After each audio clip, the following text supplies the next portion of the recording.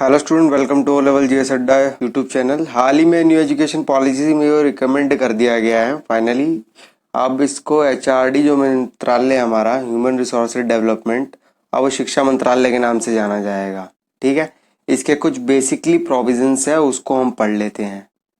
ठीक है, मैंने ड्राफ्ट पहले पढ़ा दिया है, आई बटन में जाके आप देख लीजिएगा।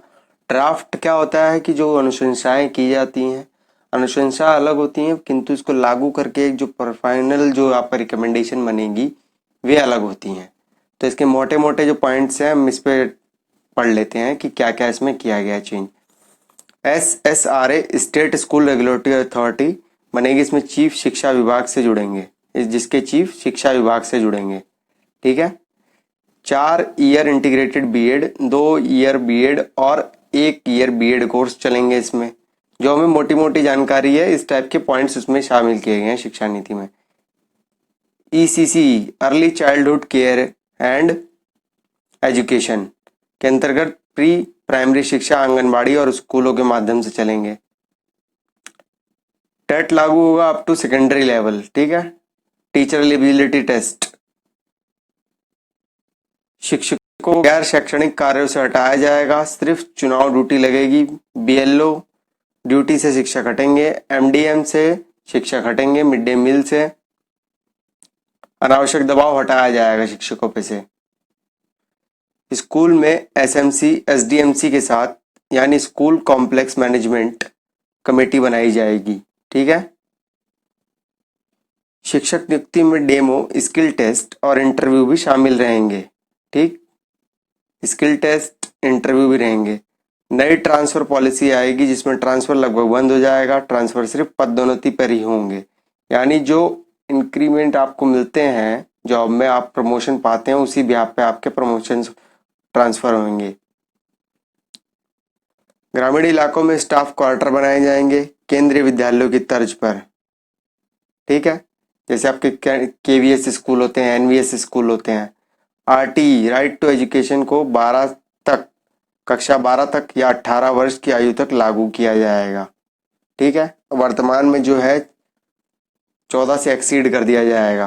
ठीक है, मिड डे मील के साथ हेल्दी ब्रेकफास्ट का भी स्कूलों में दिया जाएगा, जिससे गरीब, अनाथ और बेसहाराओं के बच्चे जो हैं, जैसे अभी उत्तर प्रदेश सरकार की एक नई योजना स्कूल के संबंध में शुरू की गई है, अटल रेसिडेंस स्कूल, जो कि नवोदय की तर्ज पर कार्य करते हैं। 3 लैंग्वेज बेस्ड स्कूली शिक्षा होगी। ठीक है, फॉरेन लैंग्वेज कोर्स का भी स्कूलों में शुरू होंगे, विदेशी लैंग्वेज। विज्ञान और गणित को बढ़ावा दिया जाएगा। हर सीनियर सेकेंडरी स्कूल में साइंस और मैथ्स विषय अनिवार्य होंगे। ठीक है, स्थानीय भाषा में भी शिक्षा का माध्यम होंगी, जो आपकी रीजनल लैंग्वेज होती हैं, जैसे बोडो, डोगरी, संथाल, मिजो। NCERT पूरे देश की नोडल एजेंसी होगी। National council of education research training. स्कूलों में राजनीति और सरकार का हस्तक्षेप लगभग समाप्त हो जाएगा। ठीक, क्रेडिट बेस्ड सिस्टम होगा, जिसमें कॉलेज बदलना आसान और सरल होगा, बीच में कोई भी कॉलेज बदल जा सकता है। ठीक है, नई शिक्षा नीति में सिर्फ बीएड इंटर के बाद 4 वर्षीय बीएड, स्नातक के बाद 2 वर्ष बीएड, प्रास्नातक के बाद 1 वर्ष का बीएड कोर्स होगा। ठीक है, यानी आफ्टर ग्रेजुएशन, आफ्टर +2 आप जब करते हैं तो 4 साल की बीएड रहेगी। ग्रेजुएशन के बाद करते हैं तो 2 साल की बीएड रह जाएगी। प्रास्नातक यानी PG कोर्स के बाद करते हैं तो 1 साल की बीएड रह जाएगी। अगर आपको इसे ब्रीफली पढ़ना है न्यू एजुकेशन पॉलिसी को, तो मैंने आई बटन में लिंक दे रखा है, वहां पे जाके आप इसकी ड्राफ्ट पढ़ सकते हैं। वे केवल वही बच्चे अधिकांश पढ़ेंगे जो कि शिक्षण क्षेत्र से संबंधित हैं, जैसे DSSB के एग्जाम, KVS, NVS और अन्य राज्य UP, MP, राजस्थान के जो स्कूलों में पूछे जाते हैं शिक्षण माध्यम वाले, जो शिक्षण अधिगम के प्रश्न आते हैं, वो वहां से बनते हैं।